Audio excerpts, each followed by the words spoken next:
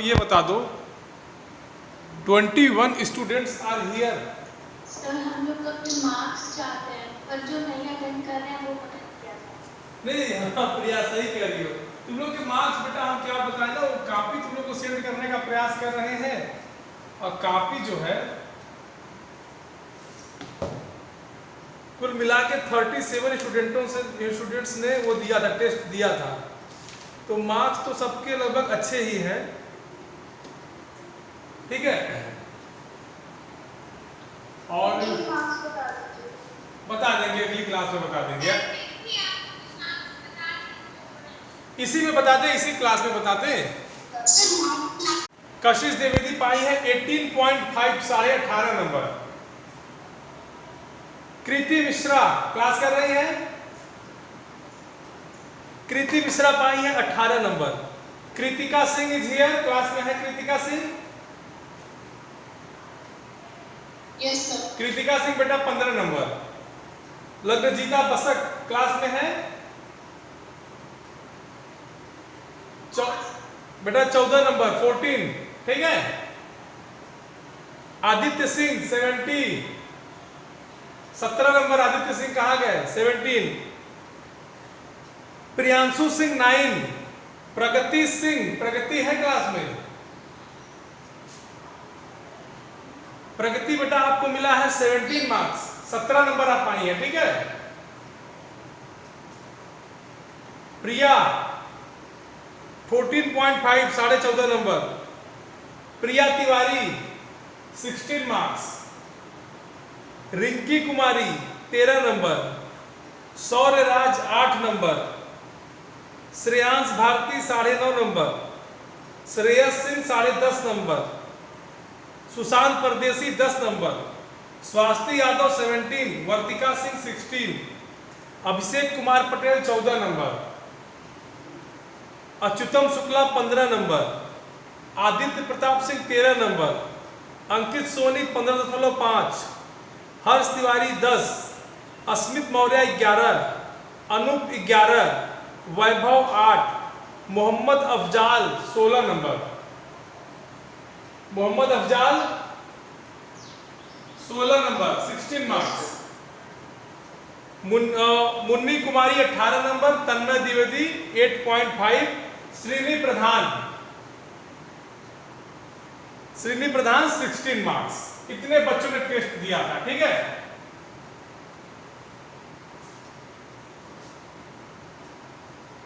Sir मेरा शुभम तुम पिछला वाला, ये पुराना टेस्ट है जो 15 जून को हुआ था, यू टेस्ट नंबर 1, उसमें तुम नहीं थे, एब्सेंट थे। टेस्ट नंबर 2 जो परसों वाला दिए हो ना, अभी 2 दिन पहले वाला दिए हो ना। हाँ 2 दिन पहले वाला अभी चेक नहीं है, परेशान मत रहो, ठीक है। ये पहला टेस्ट था, परेशान न रहो। चलिए अब हम स्टार्ट करते हैं नया चैप्टर। उसका नाम है क्या? मैथिली शरण गुप्त। क्या नाम है?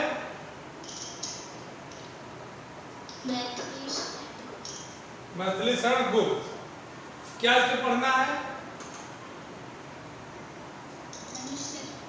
दिख रहा है कि नहीं स्क्रीन में? बताइए।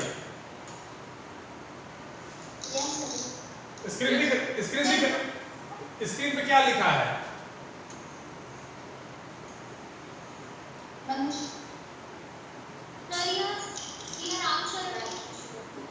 नहीं बेटा, मैथिली शरण गुप्त हमको पढ़ना है आज। मैथिली शरण गुप्त, ठीक है। मैथिली शरण गुप्त का नाम भारती। हाँ बेटा बोलो।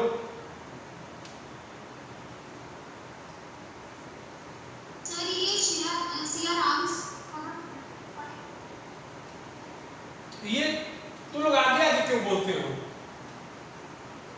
पढ़ा हमरे आगे आगे बोल रहे हो।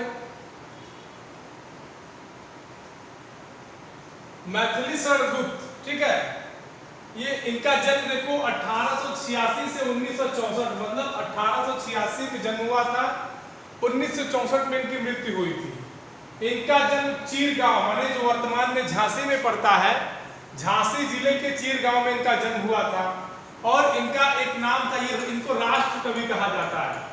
मैथिली शरण गुप्त को राष्ट्र कवि की भी उपाधि दी गई थी, क्योंकि इनकी अधिकतर जो कविताएं थी वो देशभक्ति की भावना से ओतप्रोत थी। ठीक है,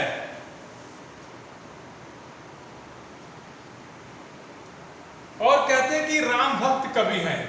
राम भक्त कवि कहने का मतलब कि भगवान राम को यश, भगवान राम के यश को लेकर इन्होंने कई रचनाएं की।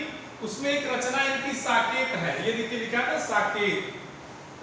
साकेत जो महाभारत के पात्र है लक्ष्मण, रामायण के पात्र है लक्ष्मण, सॉरी महाभारत नहीं, ठीक है। तो जयद्रथ देख हमको महाभारत याद आ गया। रामचरितमानस के पात्र है लक्ष्मण, उनकी पत्नी उर्मिला के विरह का वर्णन है साकेत में। ठीक है, और लिखते हैं लास्ट में कि इनके छोटे भाई सियाराम शरण गुप्त, इनकी भी कविता, इनकी कविता आप लोग पिछले क्लास में पढ़े होंगे, आपको याद होगा क्लास 9th में कविता थी एक फूल की चाह, याद है? एक फूल की चाह इनकी कविता थी, हम लोगों ने क्लास 9th में उसको पढ़ा था। एक फूल की चाह,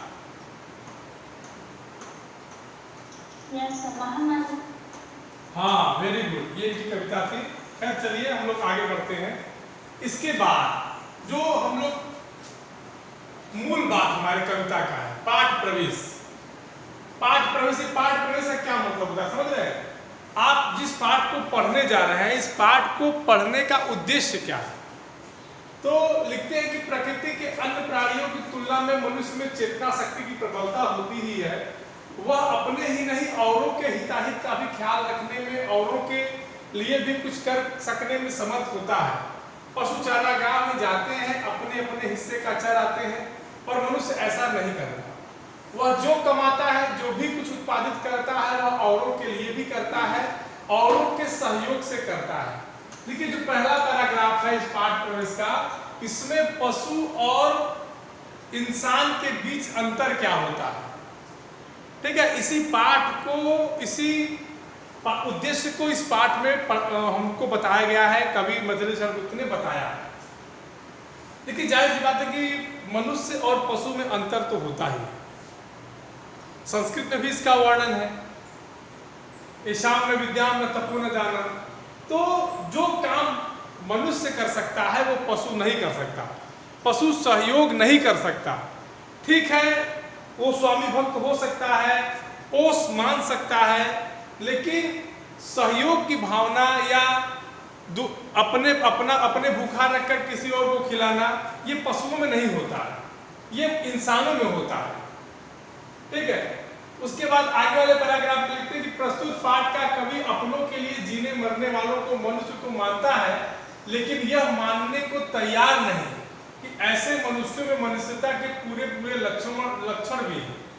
वह तो उन मनुष्यों को ही महान मानेगा जिनमें अपने और अपनों के हित चिंतन से कहीं पहले और सर्वोपरि दूसरों का हित चिंतन हो। उसमें वे गुण हो जिनके कारण कोई मनुष्य इस मृत्युलोक से गमन कर जाने के बावजूद युगों तक औरों की यादों में भी बना रह पाता है।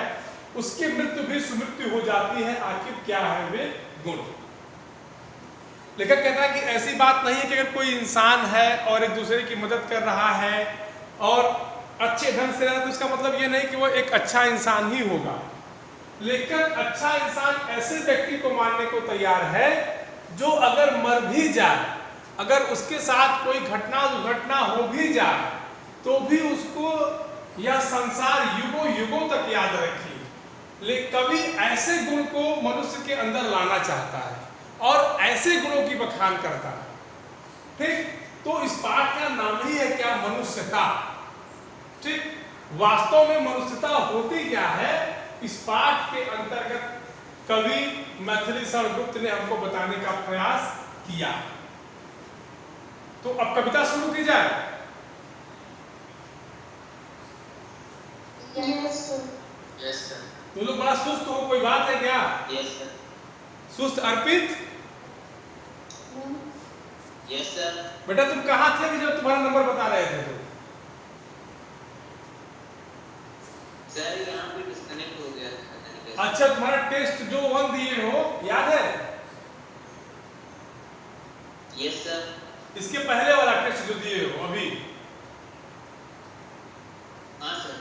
उसमें तुमको 20 में से 80 मार्क्स मिले हैं, 20 में से 18, ठीक है? सर कहाँ कटे नंबर?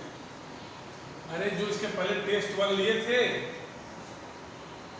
अरे सर उसी में पूछ रहा हूँ, वर्ड मीनिंग में कटे ना नंबर? हाँ, कहीं कटे होंगे, ठीक है? Thank you sir. सर हमें कॉपी मिल सकती? बेटा कॉपी तो हम भेज देंगे, लेकिन तुम्हारे पास अब देखिए हम बात करेंगे आईटी सर से, अनचेक्ड कापियां जा रही हैं। हम भेज तो रहे हैं लेकिन अनचेक्ड वहां जा रही हैं, ठीक है? हमारे सिस्टम में सेव दिखा रहा है, ठीक? चलो अगर होगा तो मिल भी जाएगा, परेशान करो। नंबर पता चल गया ना?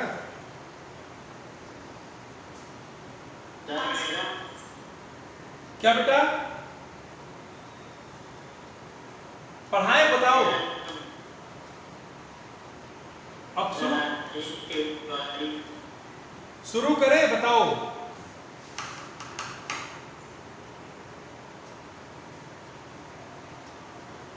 बेटा आप लोग सुन पा रहे हो कि नहीं हमें ये बताइए पहले तो।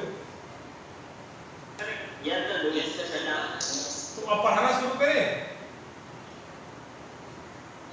Yes sir.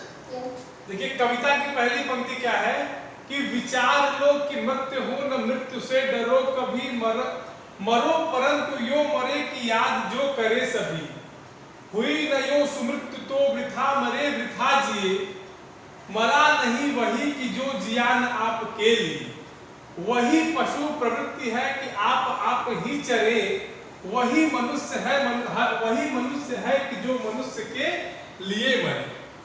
देखिए मनुष्यता के क्या लक्षण होने चाहिए, लेखक कवि इसको समझाते हुए लिखता है। कहते कि विचार लो कि मृत्यु हो न मृत्यु से डरो कभी। अगर आप इंसान हैं, एकदम सीधा सीधा फंडा समझिए, तो आपकी मृत्यु निश्चित है, आज नहीं कल आपकी मृत्यु निश्चित है। तो विचार लो कि मृत्यु हो न मृत्यु से डरो कभी। तो पहली बात कि आप मृत्यु से डरना छोड़ दीजिए। अगर आप अपने मन में यह बैठा लीजिए कि हमको आज नहीं कल तो मरना ही है, तो पहली बात कि आप मरने से डरना छोड़िए। दूसरी बात, मरो परंतु यो मरो की याद जो करे सभी। मरना सबको है, लेकिन क्यों ना ऐसी मौत मरी जाए जिसको पूरी दुनिया याद करे। आप देखिए महात्मा गांधी भी मरे हैं, भगत सिंह भी मरे हैं, उनके अलावा और भी लोग रोज मरते हैं, लेकिन दुनिया याद किसको रखती है? जो अच्छे कृत्य को करता है, जो अच्छे कामों को करता है, दूसरों का सम्मान करता है, कुछ ऐसा काम किया हो जिससे पूरा समाज लाभान्वित हो, उसी को लेके कवि लिखते हैं कि मरो परंतु यो मरो की याद जो करे सभी। आगे क्या लिखते हैं? हुई न यू सुमृत्यु तो वृथा मरे वृथा जिए। सुमृत्यु, सुपसर्ग है, सु माने सुंदर, मृत्यु माने अच्छी मृत्यु, सुमृत्यु माने अच्छी मृत्यु, वृथा माने व्यर्थ।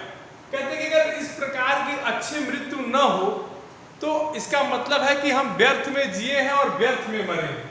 मतलब अगर हमने अपने लिए या देश के लिए कुछ किया नहीं और केवल अपने ही अपना रह गए, तो फिर हमारा जीना और मरना दोनों बेकार हो गया।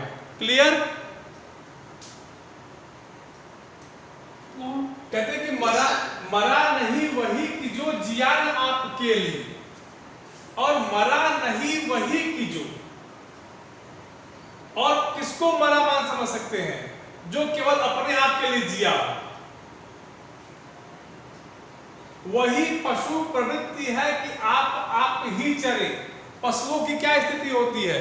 अगर उनको चारागाह में छोड़ दिया जाए तो अपना अपना चरने में मस्त हो जाते हैं, लेकिन मनुष्य क्या करता है कि एक दूसरे से पूछता है। देखिए आप सामान्य जगहों पर जाइए, इसे मान लीजिए आप किसी शादी विवाह में जाइए, तो जब खाने का प्रयोजन होता है तो लोग एक दूसरे से पूछते हैं कि भैया आपने खाया, भैया आपने खाया। ये पूछते हैं कि नहीं? पूछते हैं ना। और पशुओं में क्या होता है कि जब उनको चारागाह में छोड़ दिया जाता है तो वो किसी पशु से पूछता है क्या, किसी भैंस से पूछिए क्या कि तुम खाए कि नहीं, ठीक। हाँ, और कहते हैं कि वही मनुष्य है कि जो मनुष्य के लिए मरे। और असली मनुष्य कौन है इस संसार में? असली व्यक्ति इंसान कौन है? जो अपना जीवन दूसरों के हित के लिए न्यौछावर करे, ठीक। समझ गए? पहले पैराग्राफ में किसी को कोई दिक्कत? पहले वाली पंक्ति पर ध्यान। हाँ बेटा बताइए। तो फोर्थ लाइन देखिए, पहले समझ लीजिए कि विचार लो कि मृत्यु हो न मृत्यु से डरो, कभी मरो परंतु यो मरे कि याद जो करे सभी, हुई न यूं सुमृत्यु तो वृथा मरे वृथा जिए, मरा नहीं वही कि जो जिया न आपके लिए, वही पशु प्रवृत्ति है कि आप ही चरे, वही मनुष्य है कि जो मनुष्य के लिए मरे। क्लियर हुई बात? कहने का मतलब है कि पहली बात कवि हमको ये बताना चाहता है, प्रस्तुत पद्यांश, पहले तो इसका संदर्भ कैसे लिखोगे। प्रस्तुत पंक्ति हमारी पाठ्य पुस्तक स्पर्श भाग 2 के मनुष्यता नामक पाठ से ली गई है। इसके कवि मैथिलीशरण गुप्त जी हैं। प्रसंग में क्या लिखोगे? प्रस्तुत प्रसंग में कवि ने एक इंसान के अच्छे गुणों के बारे में बताया है एवं उसकी तुलना किससे की है? पशुओं से की है कि अच्छे और बुरे इंसान में और पशुओं में क्या अंतर होता है। फिर व्याख्या लिखोगे कि प्रस्तुत पद्यांश में, ध्यान देना गद्यांश पद्यांश में तो लोग दिक्कत कर जाते हो। प्रस्तुत पद्यांश में कवि हमें यह बताना चाहता है कि, अब क्या बताना चाहता है कि विचार लो कि मृत्यु हो न मृत्यु से डरो कभी, मतलब हमारी मृत्यु होनी सुनिश्चित है तो हम मृत्यु से क्यों डरें, अर्थात हमें कभी भी मरने से नहीं डरना चाहिए। फिर कहते कि मरो परंतु यूं मरो कि याद जो करे सभी, और अगर हम मरते भी हैं तो हमें ऐसे मृत्यु को वर्ण करना होगा, ऐसी मौत को मरना होगा जिसपे सारी दुनिया याद करे। हुई न यूं सुमृत्यु तो वृथा मरे वृथा जिए, यदि हमारी होने वाली मृत्यु अच्छी मतलब कैसे मृत्यु? अच्छी मतलब कि जो देश हित हमारा जो प्राण है वो समाज के हित में, देश हित में अगर नहीं निकलता है या लोगों के परोपकार के वशीभूत होकर नहीं निकलता है तो हमारा जीना और मरना दोनों व्यर्थ है। और मरा नहीं वही कि जो जिया न आपके लिए, और केवल वही नहीं मरा, ठीक है, बल्कि वो भी मर गया जिसने किसी और के लिए जिया नहीं। और उसकी तुलना करते हुए क्या कहते हैं कि वही पशु प्रवृत्ति है कि आप ही चरे। पशुओं की प्रवृत्ति से तुलना करते हुए क्या कहते हैं कि ये तो पशुवत प्रवृत्ति है कि अपना अपना देखिए, भाईचारे सहयोग की भावना तो इंसानों के अंदर होती है, पशुओं के अंदर कहाँ होती है। क्लियर? और कहते हैं कि वही मनुष्य है कि जो मनुष्य के लिए मरे।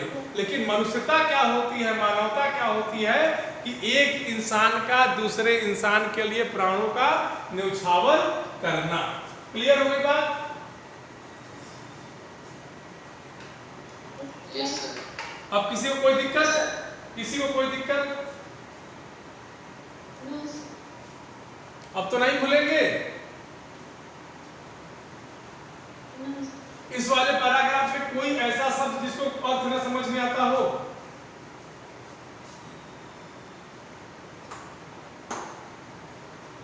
सब लोग अपना वीडियो ऑन करो, तो कैमरा ऑन करो, तो जरा देखे तो सब लोग अपना कैमरा ऑन करो। कहने पे ऑन करते हो क्या?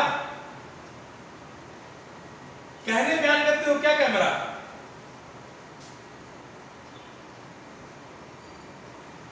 कशिश, कशिश कहाँ थी जी?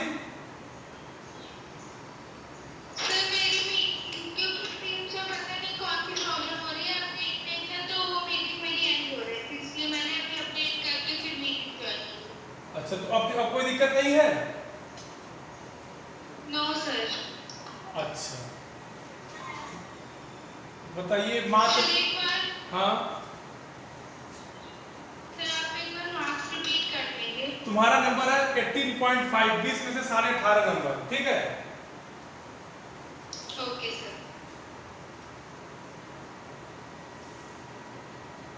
किसी को पहले पैराग्राफ में किसी को कोई प्रॉब्लम? No sir.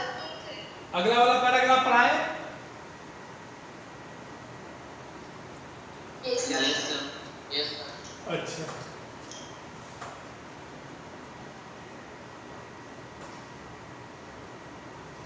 ठीक है। दूसरा देखिए, दूसरा क्या लिखा है, कौन पढ़ेगा? अर्पित पढ़ो दूसरा तुम।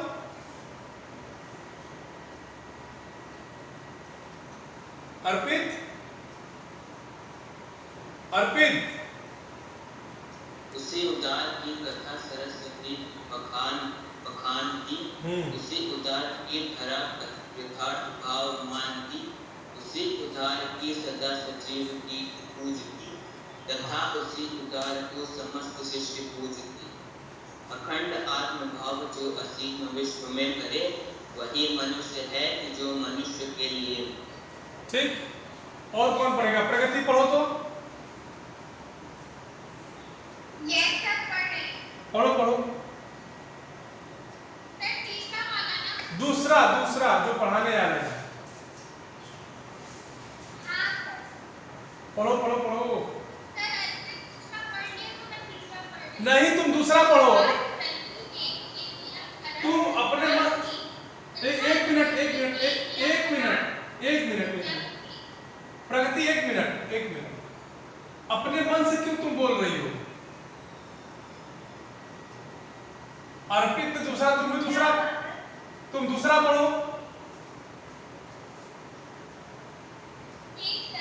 उसी उदार की कथा सरस्वती बखानती, उसी उदार से धरा कृतार्थ भाव मानती, उसी उदार की सदा सजीव कीर्ति पूजती, तथा उसी उदार को समस्त सृष्टि पूजती।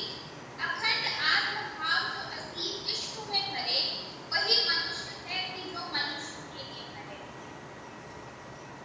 ठीक है, देख। हाँ अच्छा, पढ़ दो, तुम भी पढ़ लो, तुम भी पढ़ लो।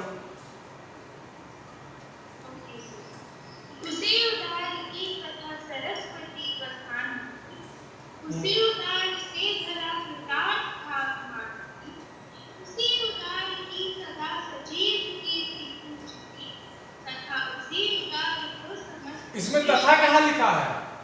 इसमें तथा कहाँ लिखा है जी? सर तथा उसी उदार को समस्त। ये नीचे लिखा है, तुम ऊपर क्यों पढ़ रही हो?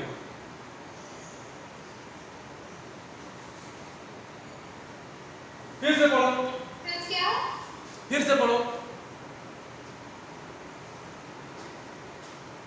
Okay sir. फिर से पढ़िए तो। सर मैं पढ़ रही हूँ, आपको बात आ रही है? हाँ हाँ पढ़ो, हमको आवाज आ रही है। उसी उदार की कथा सरस्वती बखानती, उसी उदार से धरा कृतार्थ भाव मानती, उसी उदार की सदा सजीव कीर्ति पूजती, तथा उसी उदार को समस्त सृष्टि पूजती। अखंड आत्म भाव जो असीम विश्व में भरे, वही मनुष्य है कि जो मनुष्य के लिए भरे। Very good. देखिए दूसरा पैराग्राफ देखिए, कवि लिखते हैं कि उसी उदार की कथा सरस्वती बखानती, उसी उदार से धरा कृतार्थ भाव मानती, उसी उदार की सदा सजीव कीर्ति पूजती, तथा उसी उदार को समस्त सृष्टि पूजती। अखंड आत्म भाव जो असीम विश्व में भरे, वही मनुष्य है कि जो मनुष्य के लिए मरे। कहते कि उसी उदार की कथा सरस्वती, सरस्वती माने किताबों में, पाठ्य पुस्तकों में मनुष्यों के द्वारा किया गया जो बलिदान है, जो कल्याण की भावना है, उसकी कहानी को सरस्वती माने किताबें भी बखानती, किताबें भी वर्णन करती हैं। उसी उदार से धरा कृतार्थ भाव मानती, और उसी परोपकार, धरा मान्य होता है धरती, धरा माने होता है धरती या पृथ्वी। कहते कि उसी उदार से धरा कृतार्थ भाव मानती, माने मनुष्यों की इसी देशभक्ति की भावना को, इसी लोक कल्याण की भावना को पृथ्वी भी, धरती भी अपने आप को क्या समझती है? कृतार्थ समझती है। वो मानती है कि हम धन्य हो गए कि हमारे गोद में ऐसे वीर लोग पैदा हुए हैं जो दूसरों का कल्याण करने वाले हैं। उसी उदार की सदा सजीव कीर्ति गूंजती तथा उसी उदार को समस्त सृष्टि पूजती। उसी उदार की सदा। बच्चों इस बात को समझो कि जिसमें लेखक ये बता रहे हैं, कवि ये बता रहे हैं कि उसी उदार की सदा, किस उदार की? जन कल्याण की, लोकहित की भावना की सदा सजीव कीर्ति गूंजती। मतलब जो लोग ऐसा काम करते हैं उनकी कीर्ति माने उनका यश, कीर्ति माने होता है यश, सम्मान। उनका सम्मान जो है बेटा वो संपूर्ण कीर्ति माने संपूर्ण संसार में, संपूर्ण भूमंडल में उनकी जो कीर्ति है, उनका सम्मान है, वो हमेशा बना रहता है। किसका? जिस व्यक्ति के अंदर लोक कल्याण की भावना होती है, जिस व्यक्ति के अंदर देश हित की भावना होती है, जिस व्यक्ति के अंदर परोपकार की भावना होती है। कहते हैं कि तथा उसी उदार को समस्त सृष्टि पूजती, और उसी व्यक्ति को, जिस व्यक्ति के अंदर इस तरह के गुण होते हैं, उस व्यक्ति को संपूर्ण संसार पूजनीय बना लेता है, वह पूजा करने के लायक होता है। आप देखिए महात्मा गांधी को, आप देखिए चंद्रशेखर आजाद को, आप देखिए भगत सिंह को, ये लोग ऐसे ऐसे कृत्यों को करके गए हैं कि आज संपूर्ण भारतवर्ष इनकी पूजा करता है। अटल बिहारी वाजपेयी को देख लीजिए, अब्दुल कलाम को देख लीजिए, ये लोग ऐसे ऐसे कामों में लीन रहे जिससे पूरा भारत, संपूर्ण भारतवर्ष आज इनके नामों को आदर और श्रद्धा के भाव से लेता है। किसी को कोई दिक्कत? कहते कि अखंड आत्मभाव जो असीम विश्व में भरे, वही मनुष्य है कि जो मनुष्य के लिए मरे।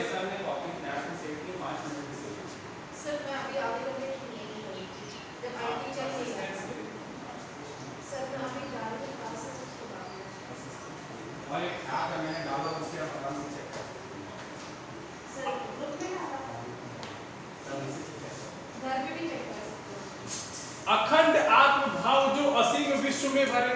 अखंड आत्मभाव मतलब आपके अंदर ऐसी भावना होनी चाहिए। कवि कहता है कि लेकर मनुष्यों के अंदर ऐसी भावना होनी चाहिए जो भावना लोक कल्याण के लिए हो, जनहित के लिए हो, और वो संपूर्ण अगर व्याप्त है।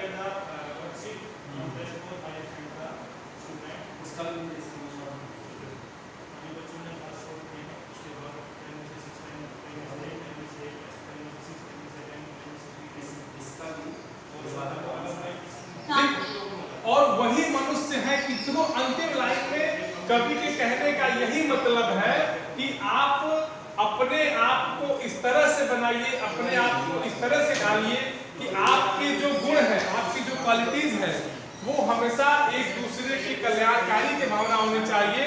और वास्तव में इस संसार में वही मनुष्य है जो दूसरों के लिए अपने जान को बलिदान कर सकता है, जिसके अंदर परोपकार की भावना। ठीक, किसी को कोई दिक्कत? 2 पैराग्राफ तक देखो, पहले और दूसरे कौन सा बेटा?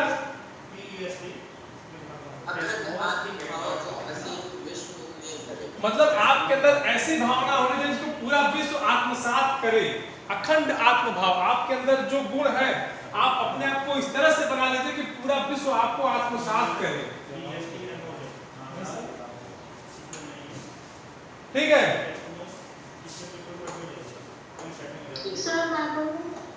नहीं, आप मत पढ़िए।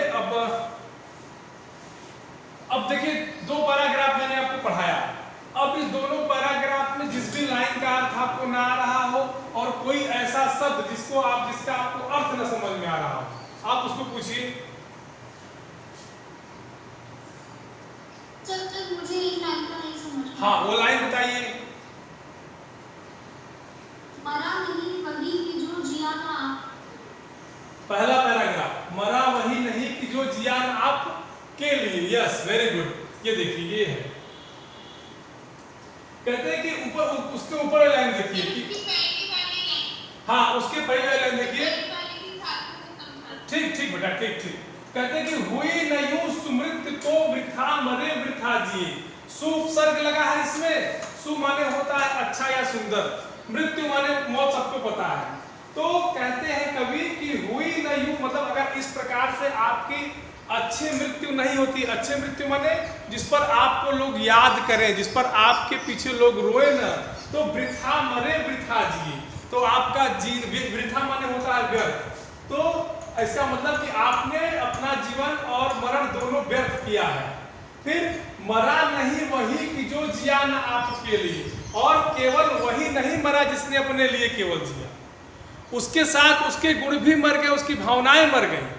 आगे लिखते हैं कि वही पशु प्रवृत्ति है। पशुओं की प्रवृत्ति क्या होती है कि आप ही चरिए। मैंने आपको एक उदाहरण दिया था कि अगर पशुओं को चारागाह में छोड़ दिया जाए तो वो किसी से कुछ नहीं पूछते। अब तो क्या होता है कि वो अपना भोजन चरने में मस्त हो जाते हैं। इसके विपरीत इंसानों की क्या प्रवृत्ति होती है, मैंने एक उदाहरण आपको दिया। जैसे आप किसी शादी विवाह में जाते हैं, समारोह में जाते हैं, जब भोजन का प्रयोजन होता है वहां पर, तब एक दूसरे से व्यक्ति पूछता है। ये मनुष्य और पशुओं में अंतर है, उसी को समझाने का प्रयास यहाँ कवि ने किया है। अब किसी को कोई दिक्कत?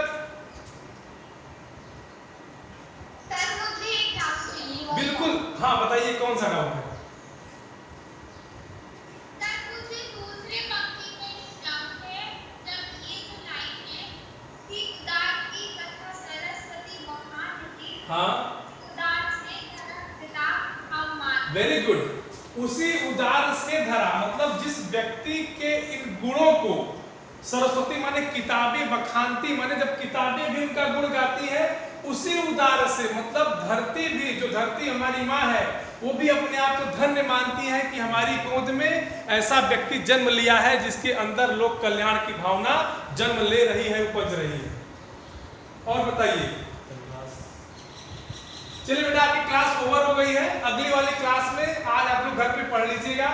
जब हमारी कल क्लास होगी तो उसमें आपको जो डाउट्स होंगे उसको हम बता देंगे और इसके आगे पढ़ेंगे, ठीक है? ओके बेटा, थैंक यू बेटा, थैंक यू।